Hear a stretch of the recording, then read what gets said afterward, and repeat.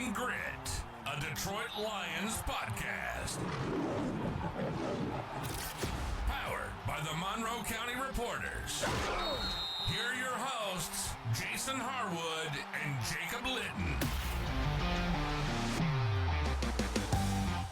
Welcome to Talking Grit. I am Jason Harwood. With me is Jacob Litton.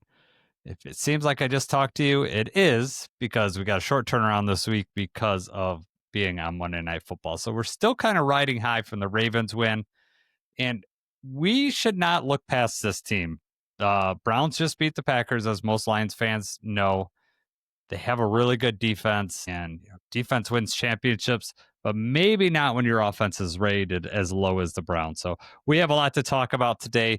We are going to have another Joey on. We had Joey Peterson on last week. We're having Joey O'Donohue from the Browns Report on today. So we'll feature that interview a little bit later on. Hope you guys enjoyed that. But first, Jacob, how are you doing? I'd be much better if the Tigers were playing better. Oh my God. That's Debbie Downer stuff, man. I can't even watch Sorry it to bring right it up now. right now, but it's at the forefront of my mind. Obviously, Yeah. the Lions, the win was great. Things are going really well. The Tigers are just collapsing in the worst way possible. And it's even worse that, now it's the Guardians. I hate the Yes. Guardians. We got the whole back and forth with them. We let them catch up. Last night, having Skubal pitch, we weren't able to win that game. It's just not looking good. We're behind as of the time we're recording right now. We are behind 3-1. Well, if we can't overtake Cleveland in baseball, at least on Sunday we can overtake them in football. So Just take it out on the Browns. yeah, it's not the same. I get it. As a Tigers fan, we went through an amazing comeback last season, and it seems like this is the inverse, the exact inverse, like this improbable lead that we've pissed away.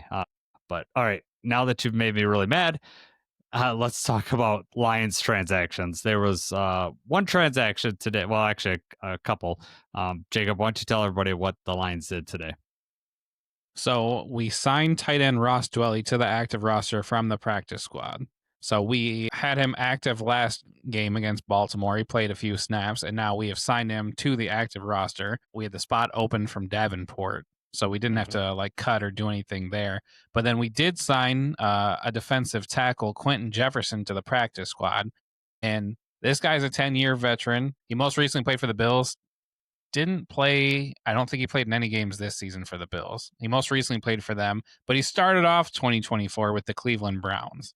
And that's the more noteworthy thing there is, might just be our strategy this year is that we're going to get a practice squad player that's familiar with the team every week. It could be. I mean, they have the We number want to one know defense. how that defensive line works, right? We need somebody that's been inside that room. Yeah, worked really well last week with Malik Cunningham. Whatever information we garnered from him seemed to work well. So they figured, let's try it. Let's try this. We got an open spot in the practice squad. Let's do this. We'll see. I mean, I don't know how much we're going to be able to get from him, but it's always good to have some depth down there. Do you think, I know I talked about how it would be weird for Malik last week, but is it weird for the player when he comes in, he's getting this spot to sign with the Lions? Do you think they're just asking him what signs they use, what they're doing here? Is he just feeding all the intel for this former team? I mean, that's got to be such a weird thing for a player to do because you don't want to come off for, you don't want a reputation like you're a traitor, you're cheating, or you're, anything like that. But at the same time, if they have the same defensive signals as they had last time, then the Lions have an upper hand by learning what those signals are before the game happens. I'm sure that first of all, I think teams will certainly change their signals. And you also have this situation is Quentin Jefferson wasn't on the team this year all the way through training camp. So it's not like he's familiar with, what exactly is going on. They're probably trying to garner basic concepts, or philosophies that, we should watch out for Cleveland as opposed to the signal means this. At least that's my guess on it. Now, there are situations where a player gets cut in the midseason and then you pick up that player and they've been they would have a lot more information and therefore, the team's going to have alternate signals, but I don't think that's the case this year or with Quentin Jefferson. I don't know. I think at this point, he's a 10-year vet. This is a little different situation than Malik Cunningham. Malik Cunningham is just wanting a roster spot, get a paycheck. So it's either he does, the Lamar scouting, or he, sits on his couch and he doesn't get a paycheck, or, does whatever his other job that he has. Yeah, that's at least what I think on that. You got anything else? No, I just thought it was for me. It's just a weird dynamic, and obviously they're changing signals and calls and stuff. They from week to week they're not going to do the exact same thing because it'd be too easy to know. But it's got to be similar, and there's a reason why quarterbacks are able to pick up on that stuff. For every team that they play, and middle linebackers are able to pick up on offensive signals and stuff like that. So it just seems like that would be weird for them. Yeah. It's the game every team plays, though. Lions aren't the only one to do this, so I think it's just everyone knows, and they have alternate signals and ways around that. The proper thing is do your job and execute, and usually the team that executes better wins anyway. So even if they knew all your signals, now you can tell any Ohio State fan and they will disagree, because they only beat the reason that they lost is because Michigan knew all their signals, right? Very true. All right, man, got my Ohio State shot in. I feel good about myself. Browns, if you don't know, now you know. Defense is number one. They have been stout. They've allowed 68 points, which may sound like a lot, and it's a decent amount, but 41 of that was the Ravens. And most of that was like in the fourth quarter, when there was like some turnovers and special teams shenanigans going on. They've only allowed 17 to the Bengals and 10 to the Packers. So they've, outside of like really 1.5 quarters of play, they have not allowed very many points. But however, they're also not scoring points. They are 30th in the league in points scored, 46 points. Jacob, how many did we score against the Bears? 52, right? So more than 40. Yeah. We've scored more in one game than they've scored all season, and that gives them the 32nd ranked offense in the league. And Joe Flacco's leading their charge right now. So, and even his stats are pretty poor. So it's really a weird dichotomy of first defense, last offense. So it's all on that defense to shut them down, get a defensive score, get a turnover to get the offense in a scoring position, because long sustained drives are not the Browns' forte right now. But we saw against Green Bay last week, sometimes that works. Keep them at bay long enough, and we're able to steal the game away. Yes. And that's something, when we get to our keys of victory later on, that may play a big part in, at least in mine, I'm sure in yours too. So let's talk about, we talked about the ratings. Let's talk about the section that we call main threats, their offensive and defensive threats. So let's start with the offensive. Jacob, this is a short list, but why don't you tell everybody who we need to watch out on their offense? It was hard to pick main threats on their offense because there's not anybody listed on there that I genuinely am concerned about stopping. But if we're going off of who they've got, the highest ranked according to Pro Football Focus is the rookie running back Quinshon Judkins. They also have a pretty good offensive lineman, Joel Bitonio. The guard is ranked 6th in Pro Football Focus out of 76 guards.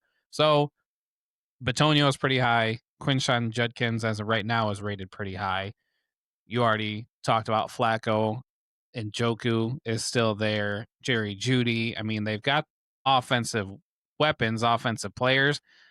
It just doesn't feel right to call them threats. But for what they lack on the offense, as we've already alluded to, the defense more than makes up for that. And the threats on defense, they actually have 6 players that are ranked in the top 20 of their respective positions. That's really good. That's led by defensive lineman Malik Collins, is rated number 1 for defensive tackles. Myles Garrett, I'm sure that was, everybody's got him circled. He's the biggest threat on the team. Who is that? I haven't heard of this. Myles Garrett. He's this guy. Evidently, he's a pretty big edge player. I heard he throws helmets and stuff, so you gotta look out for him. Myles Garrett actually ranks 2nd out of edges right now. Linebacker Devin Bush, who we know from Michigan, he signed with the Browns this year. He's rated number 6 for linebackers. They've got a good tandem of safeties, Grant Delpit rated number 9. Ronnie Hickman Jr. is rated 13. And then linebacker Carson Schwessinger rated 13th out of 73 linebackers. So, yes, Pro Football Focus highly rated these players. And, I mean, that checks when you look at the scoreboard, when you look at the stats, and when you watch these games. Another noteworthy player, while we're talking about the Michigan connection, Mason Graham, who right now is rated second on defensive line. But he's made some impact plays. Obviously, he's a rookie still. So, yeah, a lot of people to worry about on defense for them. Yes. Yep. And I was shocked when I saw Devin Bush rated that high. Pittsburgh just kind of cast him off. I know he has injury concerns and he had some of that in Michigan too. But also the rookie Carson Schwessinger, that's a rookie linebacker that's rated up there. So that's and I believe he was the second. Wasn't he the one that was like right in the beginning of the second round?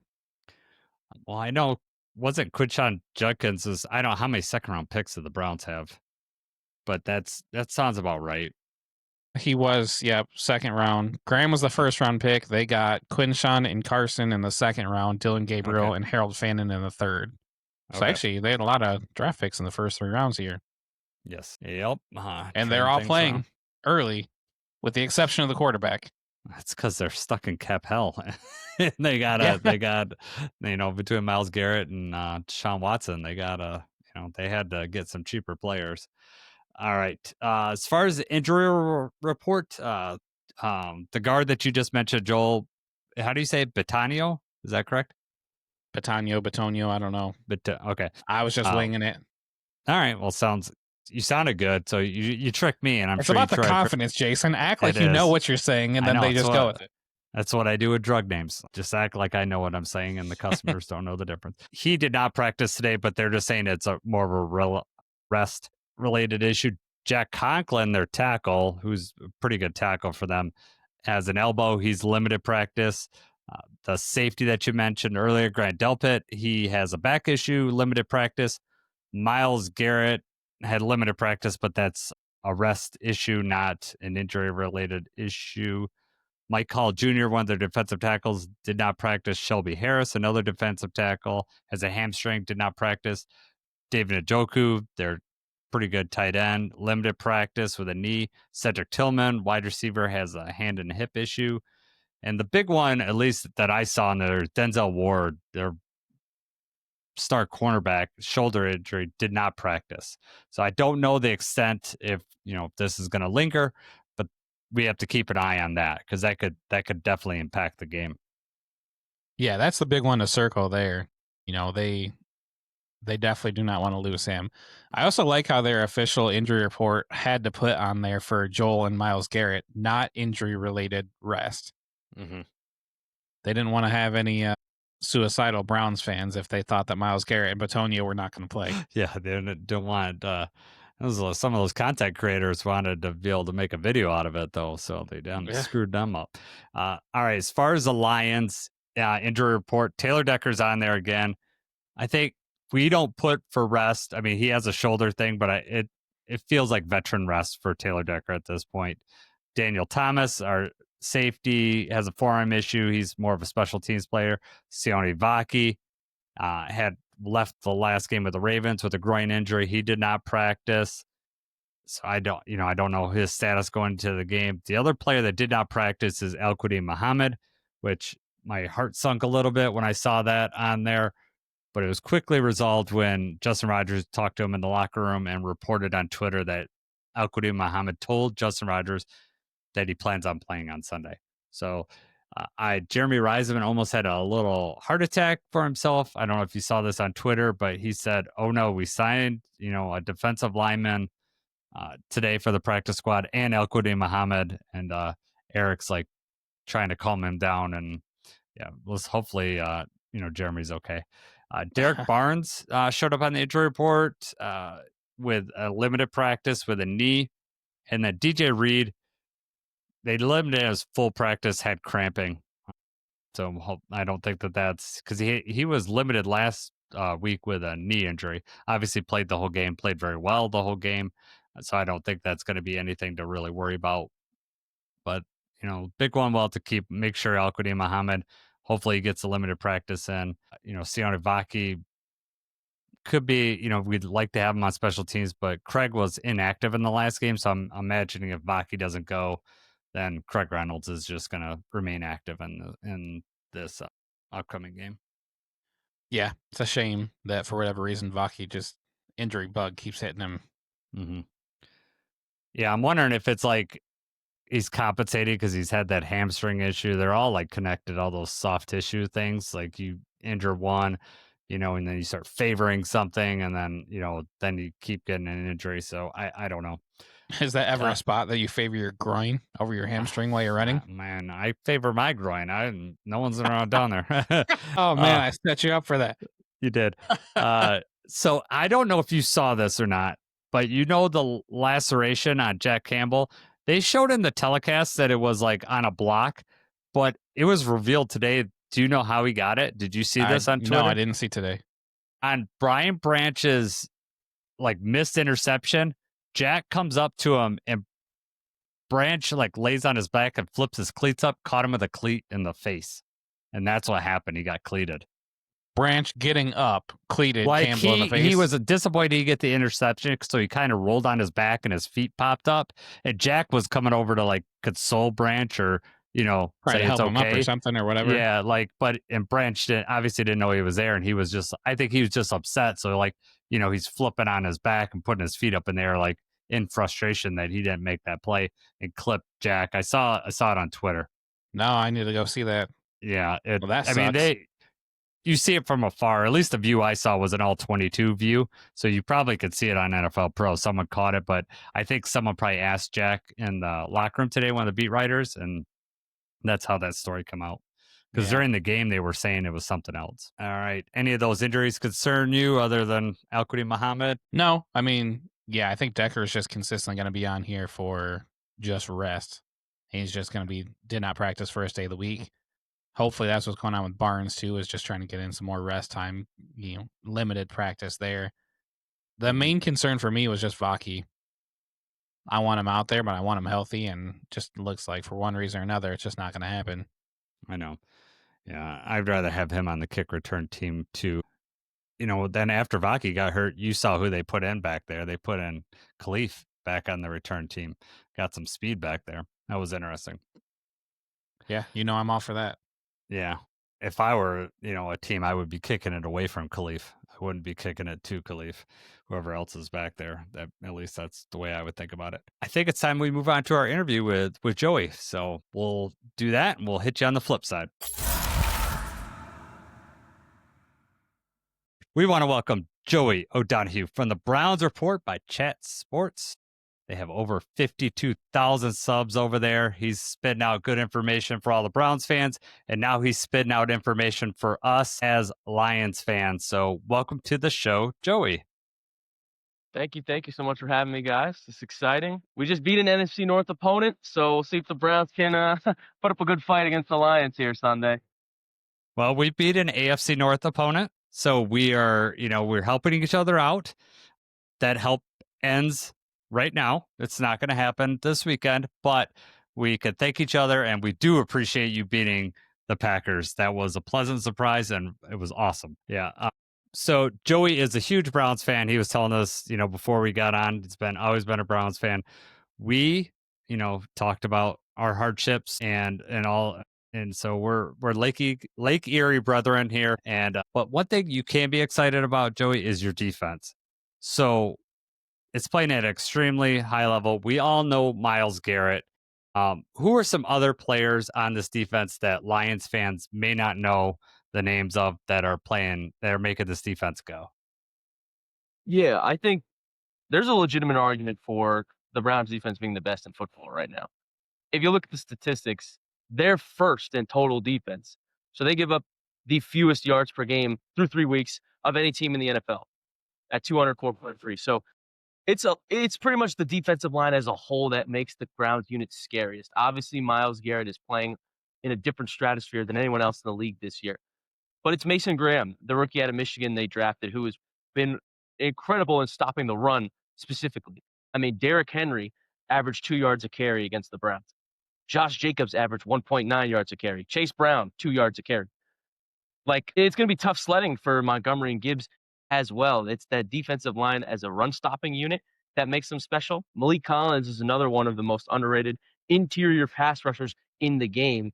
Last season, he had one of the best win rates as in the interior. Similarly, Aiden Huntington is a very versatile defensive lineman that they use. Had a great preseason, made the roster, and they even line him up at fullback and on special teams. Like, he's someone that can do it all. So defensive line is the biggest strength. And then if you haven't heard the name Carson Swessinger yet, definitely watch his film because he's a legitimate defensive rookie of the year candidate. As a linebacker, he's everywhere on the field. His pursuit's incredible. Like, no matter who catches the ball, if it's a tight end out on the flat, if it's a running back on a screen, he's just booking it to wherever the football is. Like, his nose is incredible. He had a massive sack against Jordan Love too last Sunday. So those are some key names I'd watch out for. The only weakness on the defense is probably corner. Like, once you get past Denzel Ward and Newsome, there's a little bit of uncertainty at that nickel spot, that CB3. So, this would be a game where the Lions probably, maybe Jameson Williams has an explosive game, something like that for Detroit to get their offense going. But it's the D-line that makes this defense scariest. So I watched the Browns Packers game. I watched a lot of it on Red Zone, was super excited about it. I rewatched it today. Aiden Huntington was a name that stuck out to me. The announcers just kept, mentioning him. And, it's close to our Aiden Hutchinson. So maybe that's why it was sticking in my brain, but I kept hearing him. So yeah, I'm glad that you mentioned him. He's undrafted free agent, correct? Yeah, it's a great story. UDFA, and he just balled out in camp. Nice. Denzel Ward, you mentioned him. He showed up on the injury report today. Do you have any feeling on whether that's going to be something that's going to keep him out of this game? Or I know it's early. It's just the first injury report, but I didn't know if you had any information on that. Yeah, he didn't practice today, Wednesday. This is different from when he left the Ravens game. That was cramps. They listed this as shoulder/toe. I think it's precautionary. If we get more information, obviously we will report it immediately, but I don't see it being super serious. Otherwise, it'd be something that, Stefanski says, yeah, it's not looking great. It seems like they're just resting him Wednesday. He's got an injury history as it is. So I think it's precautionary. Cleveland is going to need him out there. Like I said, corner depth beyond him is not great. So hopefully it's not serious at all, but I don't think it is. Okay. All right, Jacob.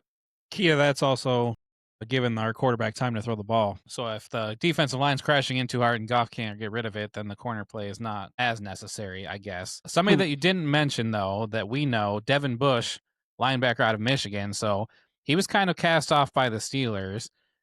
There's the injury to JOK, and all of a sudden now Bush is a starter, and Pro Football Focus has him rated the sixth best linebacker so far. So in your opinion, how has he looked for the Browns so far? Yeah, Bush has been a surprisingly great piece for Cleveland. Like you said, used to play for a rival in Pittsburgh, and he had a high profile coming out of college. Just kind of didn't work out with the Steelers. Now he's been a tackling machine for Cleveland. He's always been towards the top of the box score in terms of total tackles. He's been pretty good on the field as well. Like, we thought without JOK this year, it would be tough sledding for Cleveland's linebacker room. But with the addition of Swessinger and Bush, they've really held it down well out there. So I liked a lot what I've seen from Devin Bush. I think his main strength, like I've said, what I've seen so far is his tackling, and that's something that people try to knock Denzel Ward for, other members of the Browns secondary. Well, if our linebackers can hold it on and match up with tight ends, guys bigger than them, that's going to be something that helps Cleveland's defense a lot going forward. So Bush, great piece as well. Nice. All right. You've mentioned the defense, number one on PFF, just playing great. The offense, however, is at the other end of that spectrum right now. Do you see this offense getting better as the season goes on, or is what you see is what you get? So what do you think is going to happen? Is there any players that need to develop, or are you just stuck with this until either Watson comes back or something, big switch? Yeah, the offense is terrible. It's one of the most interesting contrasts in all of the league right now. You have a defense that's arguably top 5, and you have an offense that's arguably bottom 5. I don't know if we've seen that in the NFL in recent years, and it's kind of been frustrating to watch from a Browns reporter and fan standpoint. Like, we have a defense that with any competent offense or quarterback, this would be a clear contending team. But the offense is so bad that I feel like we're wasting how good our defense is by not producing on the other end of the field. So Flacco's clearly lost a step. He can't move. And that's not me just saying it because he's 40. If you watch the games, when he runs, it looks comical compared to every other athlete on the field. He's got to stay in the pocket. And unfortunately, it limits the Browns' play calling because let's say they want to run an RPO, they're really just running RPs. Like there's no option. No team is accounting for Flacco to pull it and run. So they're immediately going to the running back, and it's kind of limiting what Stefanski can do. And a lot of people have been getting on his play calling as a whole in general. So it's making our offense stagnant. He's missing guys as well. Week 1 wasn't bad, but since then it's just been awful, and they haven't moved the ball down the field. So what I think is this continues for a few weeks, and then there's no choice but to bench Joe Flacco for Dylan Gabriel and eventually Shedeur Sanders later in the season. They have Gabriel second on the depth chart. Stefanski and the Browns front office not only drafted him ahead of Shedeur, but also seemed to like his camp better, seemed to like his preseason as well. They gave him all the reps as the number 2. That's what it is going forward. A lot of fans are calling for Shedeur Sanders to start. They don't think he's getting a fair shot. It's a hot topic I'm sure you've seen on social media. I think there's no way that they're going to change their order, but I would say that to the Shedeur fans that there's a chance we see him later in the season. I think if this continues past the London game, if you get like 6 or 7 weeks of this poor offense, that should be enough sample size to say we can bench Flacco and move on to Gabriel.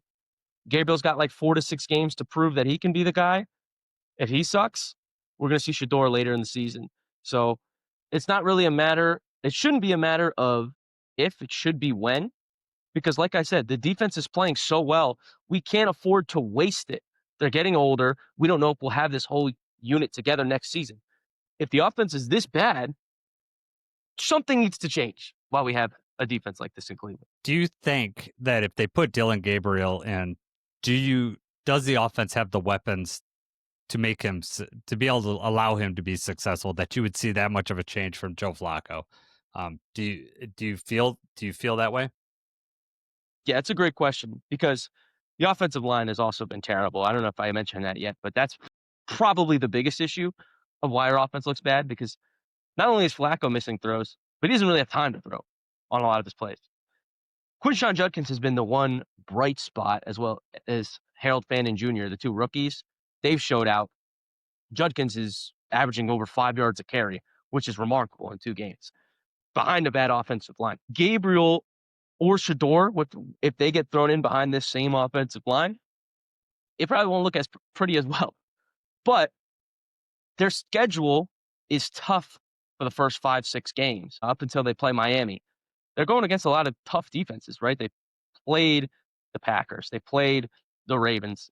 They're going to play the Lions next. Like, they're playing the Vikings. All good defenses. So I think that's why Cleveland didn't go out and start either rookie right away, because to your point, it might have looked bad no matter who's who's under center for Cleveland. But I do think that both of them are more mobile than Flacco and open up a lot of opportunities for the Browns. Like, they can actually get a little more creative. They can actually extend plays with their legs. Flacco can't move. Once he's pressured, he's got to get rid of it or he'll take a sack. I bet Shedeur could at least move out of the pocket, slide to the right, and start extending plays. We saw him do that in preseason week 1. Same with Gabriel. They're at least a little bit more mobile. So I don't know if it would look a whole lot better. But at that point, Flacco's clearly not the answer for the future. He's here for a year. He's 40 years old. So evaluate what you have in the rookies, even if it looks similar. See if we can start to get them NFL ready, because you drafted 2 rookies. We're going to need a guy for the future. Do you think that was always the plan, though? Because they had Pickett, right? And then they shipped Pickett out of town. You think that was always like, we're going to let Flacco have a couple weeks and give it time? Or do you think that Stefanski and the Browns just really had confidence that Flacco was going to be able to get some wins out of it early on? Yeah, it was a little bit of both. Flacco was always going to be their week 1 starter, it seems like. And Pickett, I remember I was doing videos on this and I was saying, I don't know, I have no idea why Pickett's on the roster. It makes no sense. Like either develop a rookie or go with the veteran. I don't know what Pickett's doing second on our depth chart. Like we're just never going to see the rookies we drafted. So I was glad they traded him out of there. And they genuinely thought that Flacco gives them the best chance to win. And I thought that week one as well. Going into the season, it makes sense. Flacco's the best option. But based on what I've seen the past 2 weeks, it's getting clear that he's not going to give you a good chance to win football games. And so we're going to need to evaluate the rookies that we have at some point, because if they start losing more and more games and they're looking at high draft picks, well, now what? Are you going to draft a quarterback when you haven't seen the two you just drafted play?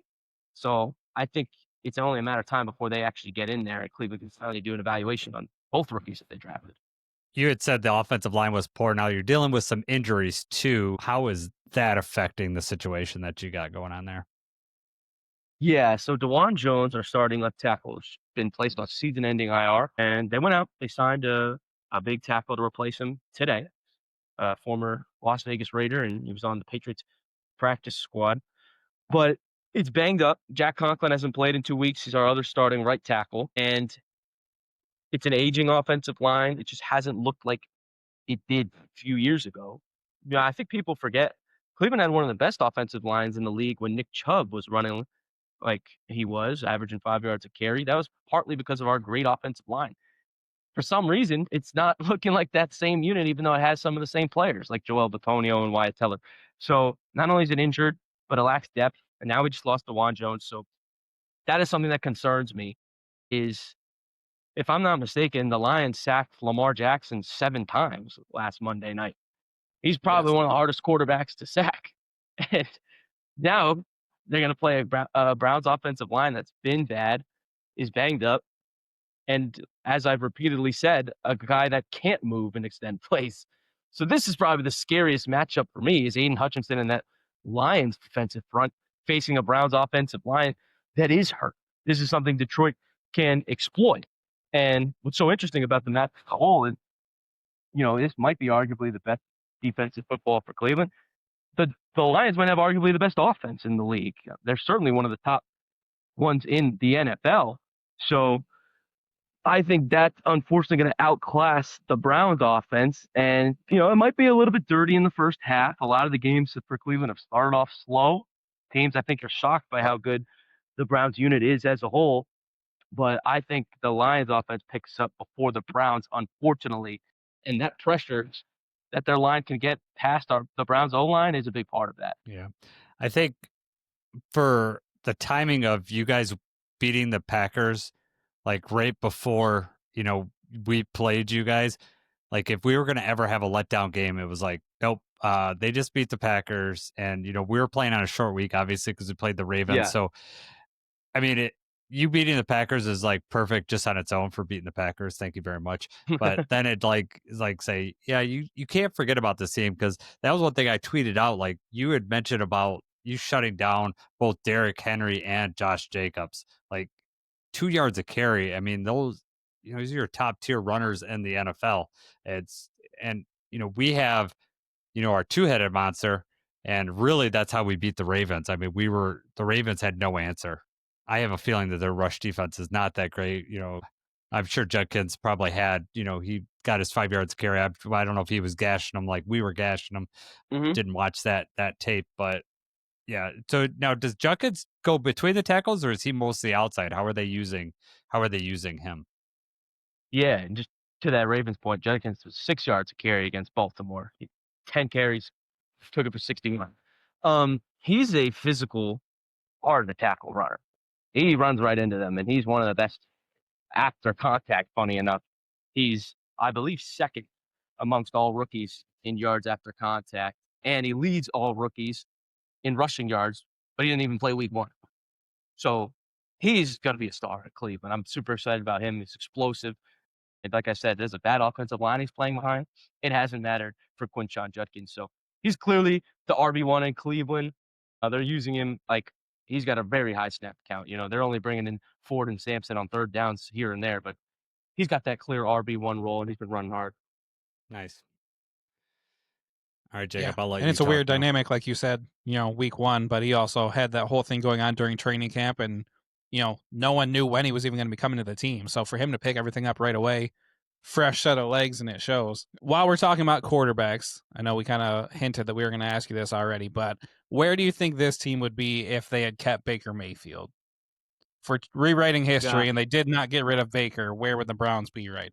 Jacob, I think about that every day. I still have a Baker Mayfield Browns jersey. I have text receipts where I text my friends saying Baker's going to be a top 10 quarterback one day. I said, do not trade him. Do not get rid of him. And Cleveland let him go. I was a fan of him. He brought moxie to the team. He charisma. He wanted to win. And he was the first playoff win I actually got to watch as a Browns fan. I wasn't watching in 2002. I was a little young. But 2020, we beat our division rival Steelers.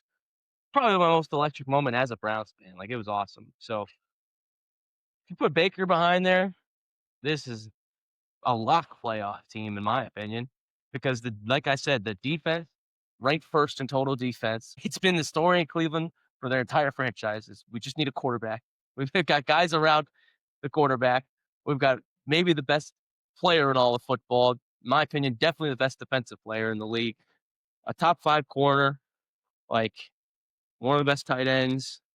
Judy was top 6 in receiving yards last year. It's like we have everything except the most important thing.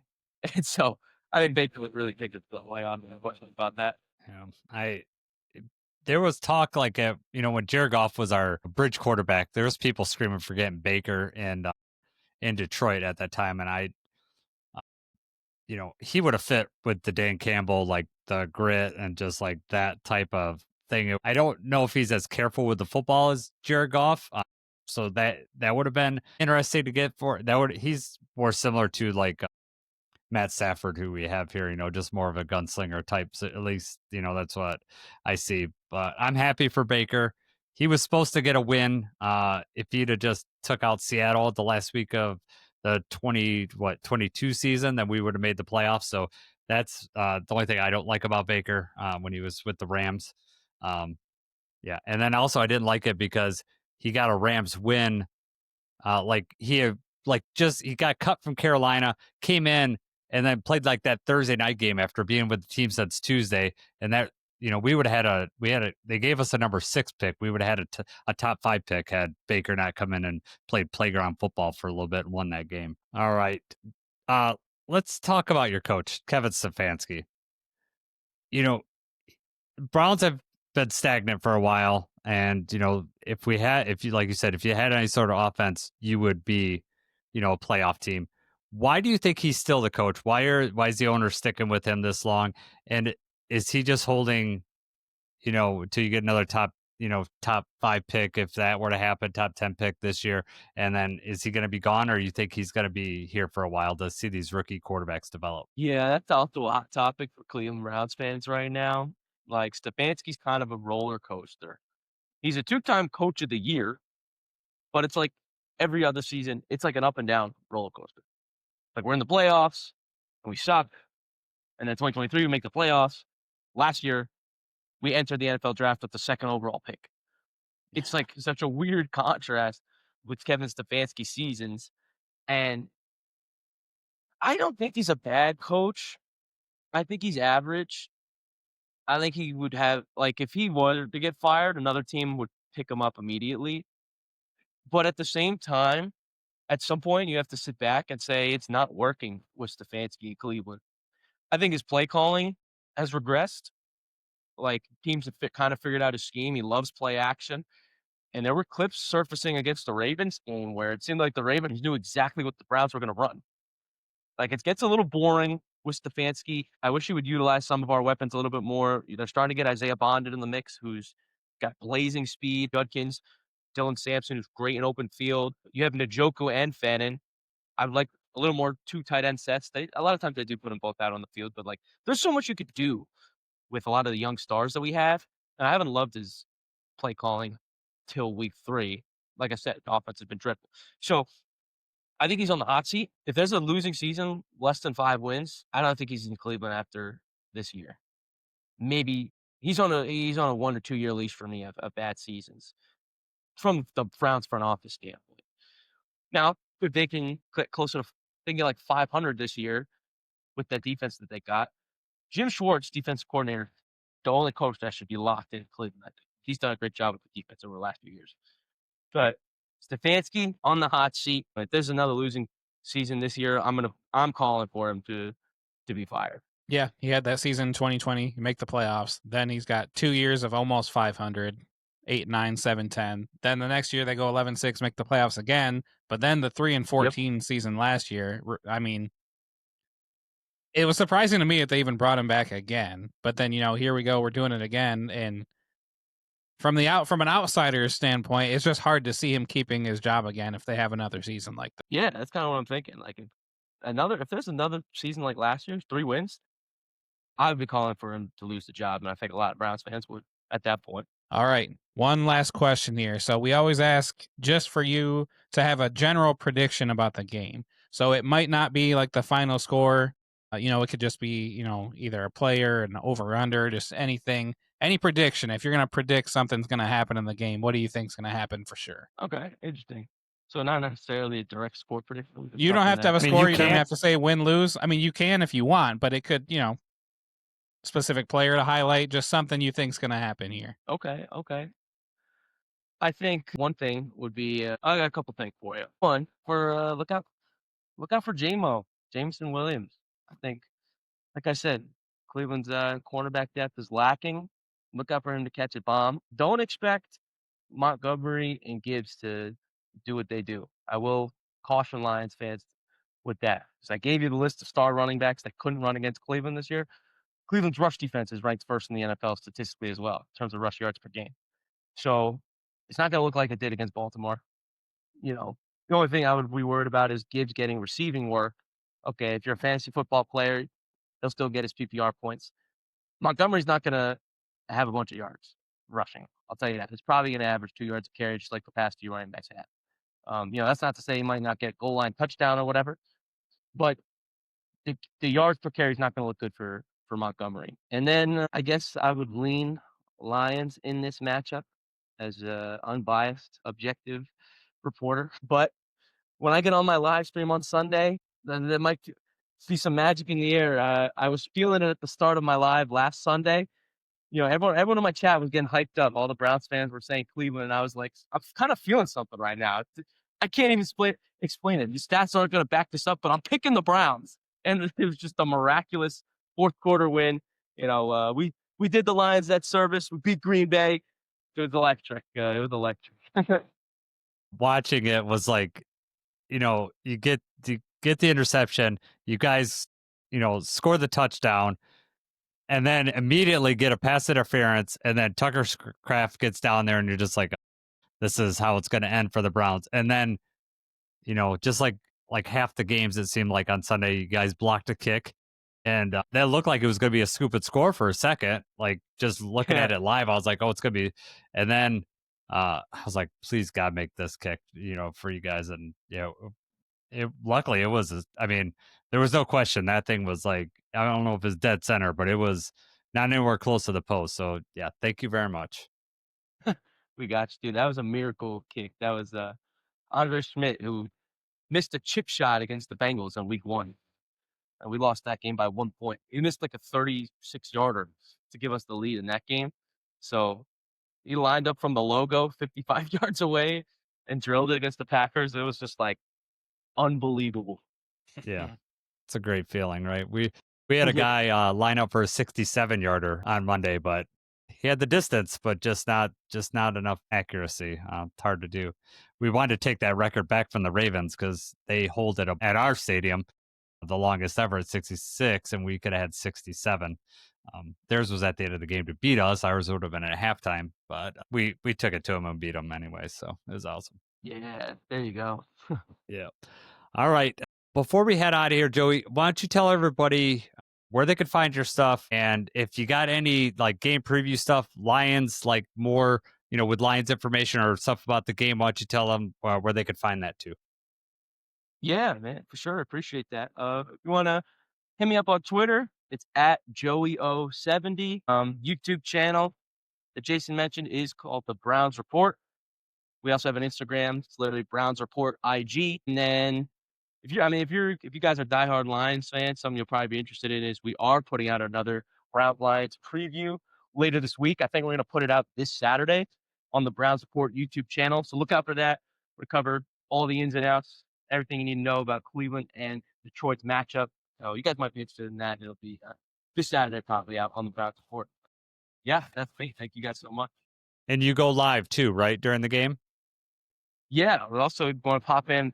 Yeah. We go live for every Browns game, live stream it on YouTube. So, if Alright. you guys want to pop in, we get a lot of donations. They're called super chats on YouTube. And I guess if you guys wanted to, we have to show each one that's donated. So I guess if you guys came in and wanted to donate something to troll the Browns fans, so we'd Yeah. have to put it up. Nice. Good idea. That's Yeah. that's great. Joey, you've been great. I don't know no good luck this week, but like I said, Jacob and I have a lot of Browns fans, around us, and you are like the team that I'll root for in the AFC. So I don't want you to win this week, but after this, yeah, you guys could go have a good season. Appreciate that, man. Likewise, honestly, I have a good friend back home who's a Lions fan, and we've been hoping for a Browns Lions Super Bowl for years. So maybe one day. Yeah. But thank you guys so much. One of us will leave in heartache. I mean, I don't know how we can't both screw up the Super Bowl, right? Maybe the power go out like it did a few years ago and they can't finish the Super Bowl. That would be fitting for a Browns Lions Super Bowl. Yeah. All right, Joey, thank you for joining us. And remember, Browns Report, you can go check them out. And and do a super chat on Sunday when when Montgomery rips off a 50-yard run, you could say, Joey, you said he's going to get 2 yards of carry. He just ripped off a 50-yard run. Here's $2, so I give you my 2 cents worth. It's true. But thank you guys. All right. All right, Jacob. We're back. Let's talk keys of victory. How are we going to crack this defense, or how are we going to stop this really mobile quarterback? I mean, I don't know how we're going to do it. So I'll let you start first. What is your first key to victory? So the first key to victory I have is putting points on the board and trying to keep a comfortable lead. So points may be at a premium in this game. If we're having, just say that we're having the same sort of day that Green Bay had, where, we're not able to get there very often. I think this is a game where if we're in field goal range and it's like 4th and 4, and some of those situations that we go for most of the time, I think this game may be one where we take the points. We don't want to make the same mistake that Green Bay did. We don't want them, we don't want to keep it close and have them steal the game in the end. I think a key is going to be to keep a 2-possession lead. You got to keep it up by like 10 points or more. So, I mean, if we're already up by that much, maybe we end up going for it on 4th and 4. But I think if it's a close, if it's a 7-point game, I think we may take the points there. But I know that you said that you were holding your breath for every field goal in that last game. So does that make you nervous? Is it going to be worse for you this week because the Browns are the ones that pulled off that block? No, that was just the theme of the week last week, and I think there'll be a different theme this week. It may be block punts, and then I'll be holding my breath on every punt. Or maybe it'll be backwards passes in a game, like God. Jared Goff threw one back, whatever. I don't know, whatever the idiosyncrasy for the week will be. It will be different than blocked field goals. I am interested when they interview, because I know they'll talk to Dave Phipp about it. So I'm curious what he saw on tape, whether it was, just something that they noticed because, where they're getting proper leverage or whatever. I'm curious to see if there's a theme about why there were so many block kicks and, what they did in practice to, shore up theirs. Not that we had one block, but, the Browns obviously blocked one last week. We don't want the same thing to happen to us. My first key to victory, and this is as simple as block for Jared Goff. Obviously, Jared Goff is not very mobile. They have an extremely dangerous pass rush. We're going to have to give Jared Goff some time. Maybe we don't have time for deep shots this time, but I want to get the ball out. I think it's going to be important for Jared Goff to just get the ball out in a timely manner. your back foot hits on a 3-step drop, 5-step drop, and the ball's out. If it's not, I could trust Jared Goff to throw it away. He's not a guy that, sits there and plays around. If the play's dead, he'll throw it out of bounds or throw it at a player's foot. So I trust that, but our offensive line needs to be on point. It's good that I'm glad that this is at home, so we don't have the crowd noise and the communication. We don't have to really worry about that. We blocked extremely well last week, but this defensive front is way better than the Ravens' defensive front. Yeah, I've got that in my key also. Just getting the ball out quick. Just don't let JG get susceptible to getting sacked and killing those drives. So do some sort of jet sweep, some end around plays. Throw, an extra screen or so in there if they're overly pursuing. I do think you still have to take a deep shot or two, but you're going to have to be more selective at when we do that. And maybe that doesn't come off of play action unless we're really gashing them on the ground and opens that up. But I do have trust in Jared Goff that he's going to be able to read the defense and see what he's got. And if we're taking those shots, it's going to be, the appropriate time. But overall, you got to do some quick slants, some hitch routes, get the ball on the outside quick. Yep. You got another one, or yes, did I steal yours? No, that's okay. I got a couple this time. Sustaining drives. So the last game for the Packers had less than 5 plays on 6 of their 10 drives. They got 10 drives, less than 5 plays 6 times. And the Packers actually had one drive where they had like 12 or 13 plays and they still had to punt the ball. So we need to sustain drives. We need to put points on the board, but we really need to limit going 3 and out. That's always a killer, but especially, we hit a couple against Baltimore where there were 3 pass plays and then we're out. I don't think that the first 2 pass plays don't work. Maybe we run it on 3rd and 10. I don't know. We have to do something. We can't just go out there, throw 3 times. Also don't want, like I mentioned before, for Goff to get sacked and kill the drive. If it's 2nd and 1 and we lose 8 yards on a sack, that's a drive killer. So sustaining drives is going to be very important in this one. Mine is no turnovers. We do not. You saw what happened when Jordan Love, that turnover at the end of the game. I don't know what he was thinking on that interception. It was terrible. It was just a very bad play. Watching it over and over again, I don't know what he saw or why he threw the ball where he threw it. And he had been hit several times that game already, and he just wanted to get rid of the ball. Yeah, and that's fine, but I still don't understand it. So, and I don't expect Jared Goff to make that similar type mistake, but we just can't turn the ball over, whether it be a fumble, interception. We do not need to give the Browns any field position. And like what you were saying, sustained drives, that doesn't necessarily mean we need a 10-play drive to march down the field. It means get a couple first downs, punt it. If we don't get it, you punt it. When that, we talked about this in the Ravens game. Our punt team is not, whether it's Jack Fox or the coverage, it hasn't gone hand in hand. Either penalty has screwed that all up. We've let Grant Stewart got put in a bad position where he basically had to tackle the rusher because it was going to be blocked. We need to shore all that up, because having Flacco come all the way down the field, it's very unlikely they're going to be able to do that if we give them, punt it. Even if we punt it out of the end zone and they got to go 80 yards, we get a touchback, or, if we can get them inside the 20, that's going to be very unlikely for them to have a sustained drive. They're just not built for that. And especially if there's any sort of negative play, like we get a sack. Joe Flacco's thrown 2 touchdowns and 4 interceptions, so he's obviously prone to throw interceptions. All that stuff can happen. I expect our defense to play really well. It'd be interesting going from like essentially the most mobile quarterback, up in the upper tier, but I would say Lamar's probably the most mobile quarterback, to arguably the least mobile quarterback in this league. Jared Goff and Flacco are probably tied for that honor, I would say. So it'd be interesting, you go from the most mobile to the least mobile. But we just need to play the field position game. So that means getting, 2 or 3 first downs if we get stopped, because this is a very good defense. This offense is going to get stopped, punting it.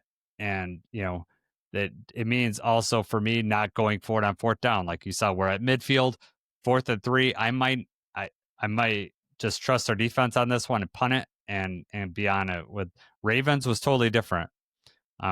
Defense played really well. but that offense is dangerous, one of the best in the league. So you just don't take your chance. The Browns are totally different. That when Dan Campbell says play complementary football, this is exactly what he's talking about. Like, they all work together. They all work in tandem. Your special teams works with your offense. Your offense works with your defense. You set them up to be successful, and that's how you can do that. And yeah, so no turnovers and play the field position game. All right, that's my last keys of victory. Do you have anything else? I just have one more, and that Yeah. is to just, I mean, you already kind of talked about it here, but it's to make Flacco's life hell. If we can get 7 sacks against Lamar Jackson and play defense as well as we did on Monday, we should be absolutely terrorizing this team. He's not going to have time to throw the ball. Even if he does, the coverage just needs to be there. They're probably going to have to play the short game as well. They're going to be praying that they can break off a couple of runs and try to sustain some drives. On paper and what we've seen with our team so far, they definitely have their work cut out against them. So, I just want to bring the pressure, keep the heat on them. Don't drop back in the zone and let them pick you apart and rush 3. And, don't let them stay around. Make him run. I think the rush plan is going to be totally different in this game, obviously, than last week. We're going to be able to over pursue because Flacco's not going to be able to escape. So you don't have to maintain the rush lanes. You could kind of let Hutch go a little bit more. And with this offensive line they're going to throw everything over at Hutch. And that's why you have an El-Quadin Muhammad over on the other side. Whoever else we put over there, Pat O'Connor, they need to win their one-on-ones. They could go crazy because if he escapes out of there, it's not that big of a deal. I mean, we don't want to just, over rush and then give him, opportunity to pass, but he's not going to run and screw you and just run for a first down or anything like that. So you got to be sort of disciplined, but you don't have to maintain all your rush lanes in there. Our interior offensive linemen can, instead of crushing the can kind of, they could give it more of a pass rush. Once we, given up that it's not going to be a run, we could do that. There's so many times that they were running stunts in that Ravens game when I watched the all-22 just to maintain being in the front so their blocker wouldn't push them out of the way. They weren't even trying to necessarily get past their blocker, but they wanted to maintain a position and just keep pushing their blockers straight back. And if their blockers started to get leverage, Tyleek and Reeder would switch spots and just kind of either just to maintain that position to stay in front of Lamar. This will be a different thing. I mean, we still want to crush the can because getting pressure up the middle destroys any quarterback. And then Tyleek can be dangerous knocking passes down. This one might have been your week to pick a Tyleek knockdown pass. Maybe you've already done that. You've carried it over. You're not creative. You just went over this week. Maybe I ruined it for you. I don't know, but just copy and paste. No, but just I want to see if the defense does look different because not only is it different from last week with the Ravens, but this is the first time we don't have that threat. The Packers, you have Jordan Love. The Bears have Caleb Williams. The Ravens have Lamar. This week is the first time we don't have that threat of a rushing quarterback. So that's something else I was going to bring up was just the chance of Tyleek possibly getting a sack or getting in there. Last week there were plays where Tyleek, DJ, Roy Lopez. I mean, you can look, they have one arm on each of the guys. Like he's not trying to get past them. We're trying to maintain position. We're trying to hold. And it's not going to be like that this time. You can try to beat them. You can try to get after the quarterback a little more. I saw someone comparing stats of Micah Parsons and El-Quadin Muhammad. And it was very funny because I think El-Quadin he's close in sacks. And then I started thinking about it, and I was like, Micah Parsons has faced Joe Flacco and Jared Goff, for his 2 of his 3 quarterbacks, whereas we've had to face, El-Quadin did play very much in the first game, so Love is kind of out, but he had to face Caleb Williams and Lamar Jackson, guys that just run all around. So it's like, you wouldn't expect as many sacks with those type of quarterbacks as opposed to a stationary target like Goff or Flacco. So thought that was interesting to look at those stats and think about the quarterbacks I had faced. And I'm not saying El-Quadin is Micah Parsons, not saying that, but it was just funny. This early stats could kind of tell a little bit of a lie, but it was interesting when I started thinking about the quarterbacks they had faced. Right, for sure. All right, let's move on to the Roar Alert. This is a player or a unit or something in this game that we think is going to be a game changer, someone that's going to make some noise. I'm going to start with this one. Mine is the linebacker units are going to make a splash play. And by that, I'm You going to keep say they're going to cheating. create a turnover. You keep What? cheating by picking No. position groups because it's enhancing your chance of being right. No, I'm not. It's fine. That's not It's cheating. fine. We're not. This is for fun. We're not keeping score on the roar alerts, but I just want to put it out there. I'm on to you and your position group picking. Okay. All right. Sorry. Last game was Continue. Dan Campbell, but that was one person. Yeah, but that's mine not broad is, at all. But okay, sorry. Yeah. linebacker group is going to create a turnover. So whether that's an interception or fumble, the linebacking unit, there's going to be a lot of checkdowns. There's going to be a lot of opportunities to punch the ball out, to get in front of, hopefully the pressure is getting to Flacco and he just throws the ball out there. He's careless with the football. I'm going to go with the linebacker unit to create a turnover. All right. Good pick, I guess. Moving on here. My roar alert, I'm going with Terrion Arnold. I think he needs it. The team needs it. There's talk of Amik getting more playing time because of Terrion's struggles, possibly.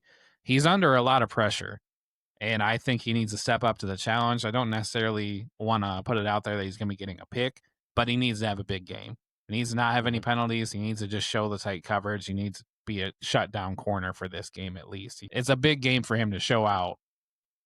And I think that hopefully, I think he's going to play well. I think he's going to do something noteworthy that we're talking about how well he did. You know where that Amik, do you know where that came from? That I don't know if it was a tweet that you saw or whatever, but that was Dan Campbell said that in 97. Yeah. So when I started thinking about that, it's interesting because if you notice, we've been playing a lot more 3 linebacker sets. So Amik's snaps have been pretty low. And I think they're we need to get him on the field. So I'm wondering if there's going to be a situation, if there's a series where they just have Amik play outside corner and Terrion takes that off. If we're going to play, 3 linebackers, and this may be that week to have that because of the team that we're playing.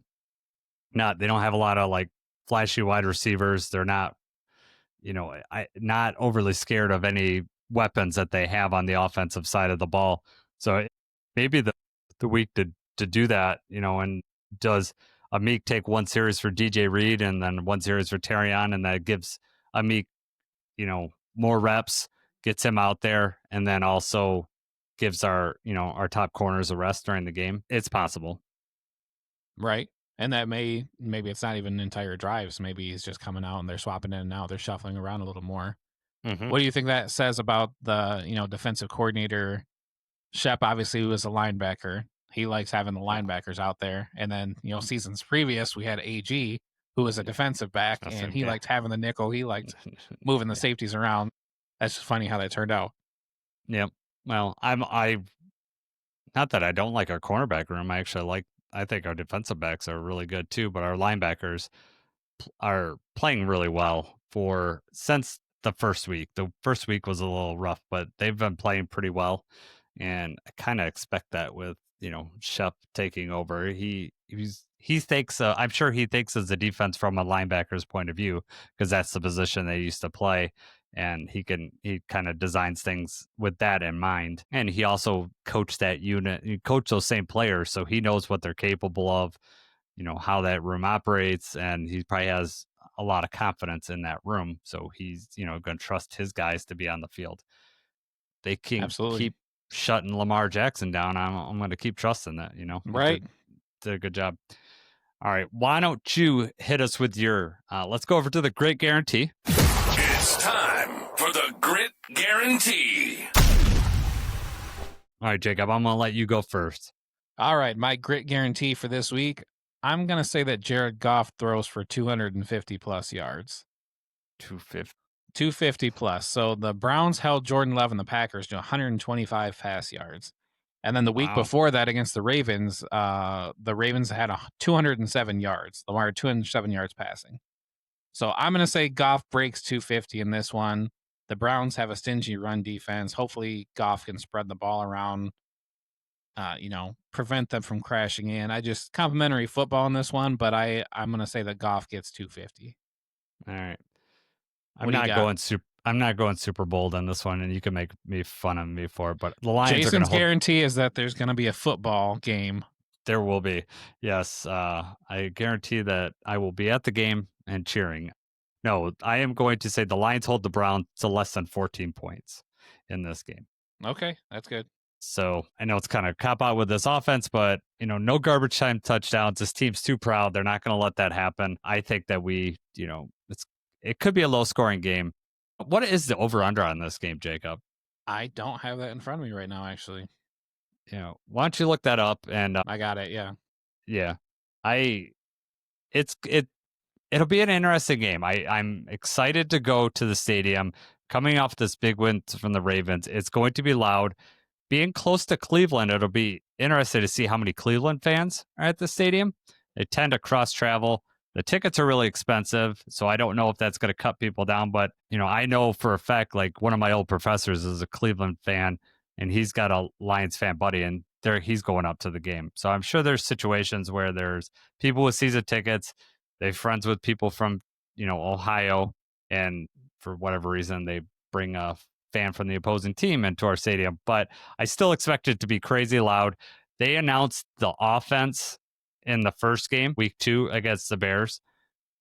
This will be the first time they announce Aiden since his injury.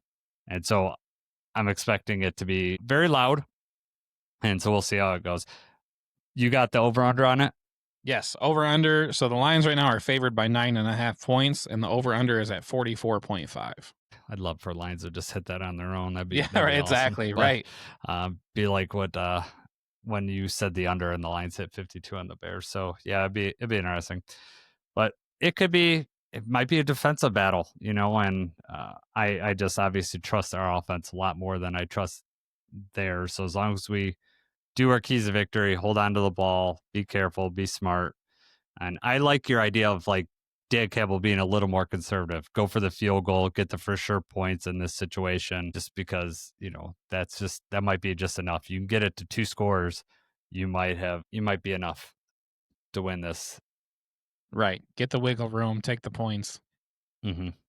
Yep. Trust it. All right. Let's head out of that section and go to Grit Picks. Grit Picks. So we each went 2-1 last week. My overall season record is 7-4. I'm dominating you at 6-5. Dominating is the correct term. Jacob, shut up. Thursday. I just want to point out that the Isaac Tesla. I did not know that was counting towards our overall season total. I thought that was for fun, but because I was wrong and you were right, now it's going to count for the season record. Mm-hmm. It's not going to matter when the season's over. You're still going to lose, but I just thought that was funny that you did that. So you could keep a lead for one more week. Okay. Sorry, continue. Yes. Okay. Buffalo at Miami. We both picked Buffalo. That game was obviously closer than what we expected. You kind of predicted that. You thought it was going to be a little bit closer, but no points for being kind of right. And Sunday Night Football, you were right and I was wrong. I picked the Giants, and now there's a quarterback change. That Russell Wilson just looked absolutely dreadful in that game. I will say that I'm not impressed with the Chiefs at all from what I've seen so far this year. Their defense is still good. Their offense is sputtering. Travis Kelce looks like a shell of himself. So whether this is going to be his last year, he's going to get married to Taylor Swift and live off podcast money from now on. He should have retired billions of dollars. Yeah.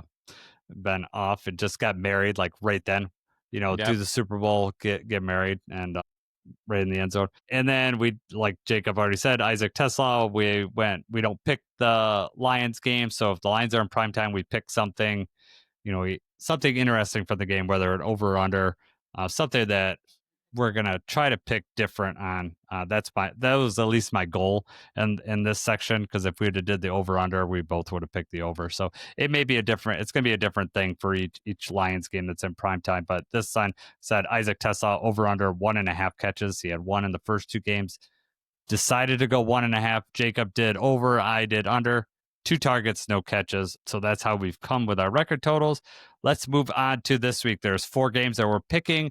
It's another one of those double Monday night football games that we are not huge fans of, but it is what it is. I think this one is the games overlap too. I think that they like overlap. Like I think they only start like an hour apart or something like that. I think. That's the worst. At least last week they Yeah. had the West Coast game where you could Yes. watch them both. Maybe this one's in Denver, so maybe I'm wrong about that. But I No, thought I saw the time. one of them's at 7:15, the other one's at 8:15. Yeah, that's what I thought. They're like an hour apart. So it's Dumb.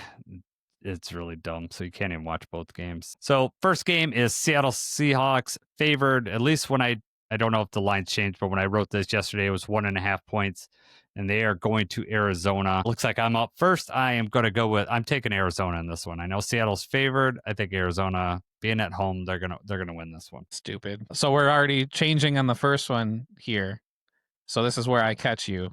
So I'm going Seahawks. Both teams are 2-1 right now. The difference being the Seahawks have a top 5 offense with Sam Darnold. They have a top 3 defense. They played really well against the Steelers. They had Aaron Rodgers struggling. That was awesome. They destroyed the Saints last week. The Cardinals, though, the defense looks kind of improved, but the offense is still not there. Cardinals just lost to Mac Jones and the 49ers. They won by 1 score against the Saints. They won by 1 score against the Panthers. 2 teams that are not even close to sniffing playoff contention. So I've got the Seahawks winning, and I actually was surprised the line was only 1.5. But people like you betting on the Cardinals here. That's right. I still think the Cardinals are going to win. I don't care what you said. You had some. They nice got some injuries on statistics. defense and everything too. So we're going to find out. Why are you researching so much? Shut up. All right. Packers. Packers favored 6.5 at the Cowboys. Big injury. CeeDee Lamb's going to be out for the Cowboys. They got Jadeveon Clowney. I don't know if he's going to suit up this week. Micah Parsons goes back to Dallas. You're first on this one. Who are you picking? Yeah, it's got to be weird for the Cowboys. Like, it's just so soon, right? It's been less than a month since Micah Parsons got traded. They had all that stuff right away where it was like maybe he wasn't a favorite in the locker room. Very weird for that. The Cowboys got handled by the Bears last week, though. CD's out. The injuries are piling up on them for defense also. Teron Diggs, I know Deron Bland is hurt. It's just not looking good for the Cowboys. I'm going to be rooting very hard for the Cowboys to pull this one out. But especially with the Packers coming off a loss to the Browns, I think that kind of woke them up to where they're going to be trying to play their best football. So I'm going to go Green Bay in this one. Yeah, I have to pick Green Bay as well. I don't like doing it, but I just don't see any way that Dallas pulls this one out. But I'll be glad to be wrong on this one. All right, the first Monday night game. My brother is actually flying down to this game. Jacob, it's the Jets versus the Dolphins. So my brother, like your son, is a Dolphins fan, and they're going to the Florida Keys, and they kind of picked this week because the Dolphins are down there, so they're going to go the game. So I talked to him today, and he hasn't got tickets yet. He's still waiting on there, but he told me the prices that he could get tickets for. Oh, let's hear it. Yeah, so Upper Bowl with fees. What if I told you $65, would you go over or under for Upper Bowl seats? It's funny because $65, $65 won't get you in the Upper Bowl for the preseason of the Lions game. I know. So I'll say under. Is it under 65? It is $25. He Yeah. said he could get Upper Bowl with fees for $25. Lower Bowl, $45. Lower Bowl on the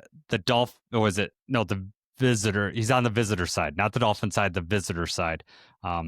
Which I've been to the Dolphin Stadium. The visitor side, if you're going to like a 1:00 game, is dead sun. It is like so hot over there, especially obviously this time of year. But it's the game's, like you said, at 7:00. So I think he'll either be in shade or shortly after the game starts, he'll be in shade. But $25 visitor side, you could get tickets to this 0-3 versus 0-3 Monday Night Football matchup. Jets at Dolphins. I'm up first. AG's getting his first win. I'm going with the Jets on this one. Okay. Yeah, we're differing on this one too. Both teams are 0-3. One of them is going to be 0-4, and it's going to be a huge divisional loss in prime time. it's huge for both of these teams. The Jets have had a couple really close losses. The Dolphins just can't seem to stop anybody. They keep having turnovers in the worst possible parts of these games. I actually think this is going to be a better game than it looks on paper. Dolphins showed they still had some fight left against Buffalo. You know, the difference maker for me, the Jets might not have Sauce Gardner. Quincy Williams is hurt. Justin Fields is hurt. The Dolphins are playing at home. I think the odds are just stacked against the Jets in this one. So I am going to pick the Dolphins here. All right. Look at you looking at injury reports and everything. I don't have time for that crap. It's Just staying in tune with the whole league.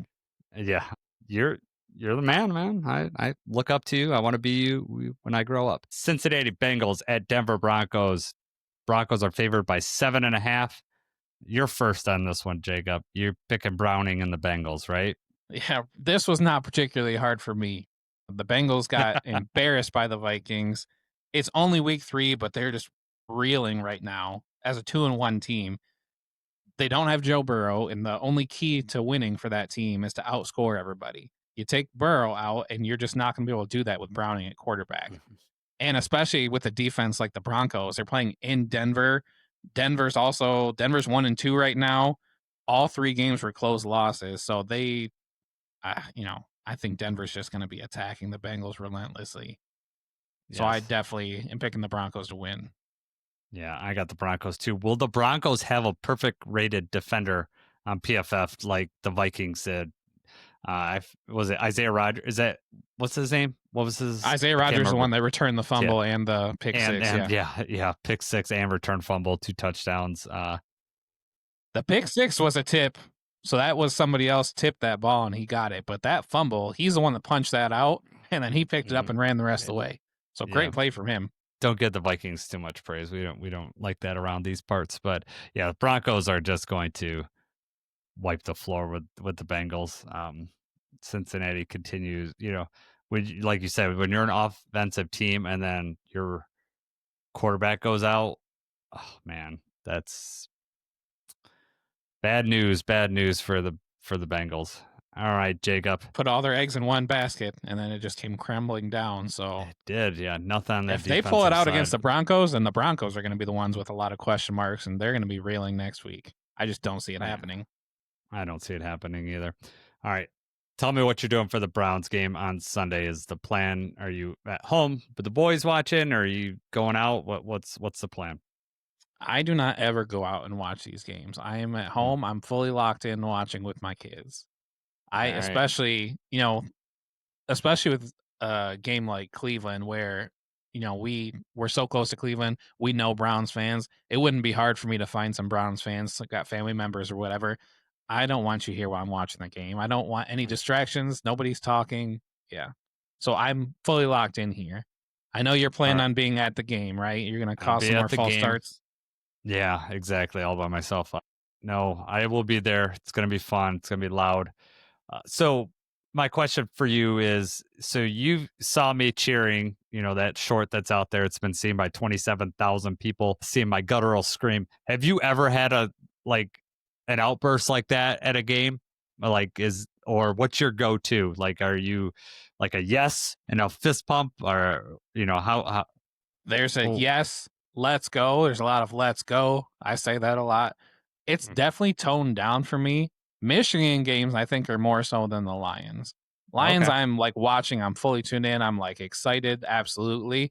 But Michigan is one where it's okay, that's one where you jump up and I'm let's go, high fiving, So I'm excited for the Lions, but I don't let it get to that level anymore. I try to tone it down. Okay. Yeah, that was obviously my kids get super excited. Well, you saw Bradley. I mean, Bradley chucked that football at the wall. He had the best reaction. Yeah, he made there. That video. Yeah, Preston loves that video. He just thinks he thinks it's hilarious that I get so pumped up about it. And what's funny is that Preston could be sometimes the most emotional of us, but he was the calmest in that video. So that was that was interesting. But yeah, I don't really get like that at the stadium, but at home I feel pretty comfortable. And I didn't even remember about the ring camera capturing that moment. It was Sarah thought about it. So like it wasn't even in my head. And, to think that I need to tone it down. I was just glad that no swear words were blurted out, that I could actually use, that video. I don't tend to like, especially with the kids around, like sometimes like under my breath, like especially at the stadium, Jared Goff throw a pick or something, and it's under my breath, something will come out, but the boys still catch it.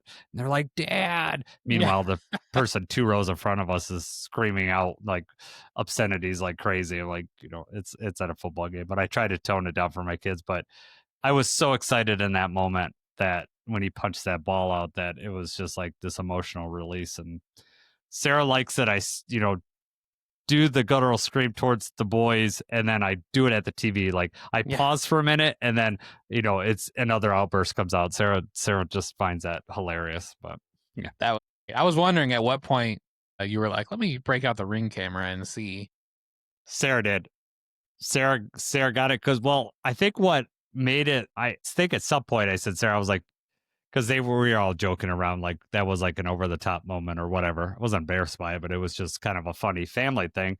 And I was like, you should just record me, because there's plenty of people that post those videos, and they record it. But I also feel like when someone's holding up a camera, like, either you throw too much emotion in it and it seems fake, or like you're subdued because you don't want to like overreact. Like that, it's hard to be authentic in the moment. Right. Like you're authentic to a point, and then you realize like when you start going crazy that there's a camera there. I don't know if you noticed, like one of the comments said, I'd be embarrassed if I was that excited. The comment was towards me.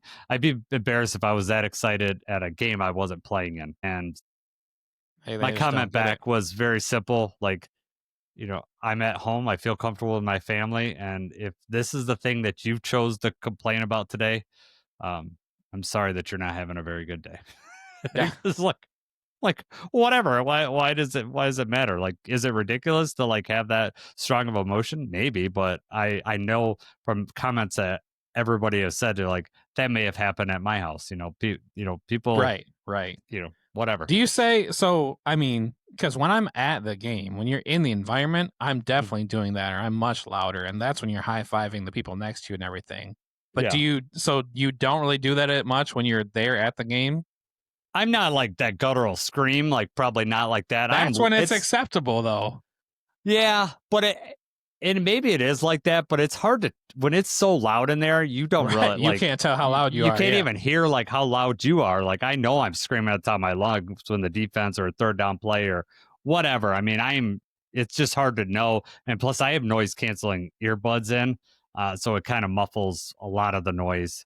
Because I'm not going home with a headache. I've been like physically sick after going to a game if I don't wear, you go home without the voice, some sort of ear protection. So yeah, I have like earbuds that cancel out the noise. I could hear, it's great because I could hear the announcer like clear as day. The kids next to me, I can hear their voice, but it just takes down that buzz from the noise. And then when I take them out at the end, I am totally hearing normal. So. But yep, be at the game. It's going to be fun. It's going to be loud. It's going to be great. I'll be texting you, trying to ruin things.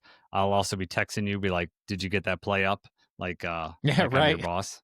Oh man, yep. Keep tuned to our Twitter or our YouTube page. We got tons of shorts going up. Been doing some comedy shorts, just doing regular other shorts, and then some clips that we put up there. I do an injury update. Usually on Fridays, I'll do an injury update. Thursday or Friday, just depends on the injury report when it comes out. But I'll do like an injury report and kind of update, because this is we record this on Wednesday. We'll have 2 more injury reports, and I'll usually put up like our thoughts on that. I usually do that kind of solo. Can't trust Jacob to show up, so. Yeah. Not all of us just get to sit around at home all day and pretend to work. Yep. Well, when you're 45 and no one wanted to be with you anymore, they send you home and they say, do your job at home. And then you annoy people online instead of in person. I do. I love it. It's my thing. Big troll online. That's my game. All right, man. Any other parting shots or anything? No, man. Excited for Sunday. All right. I am too, man. It's going to be great. Still riding high from Monday, and we're going to head right into Sunday and keep those good feelings going. I think let's just end it right now. He's Jacob. I'm Jason. Let's go Lions.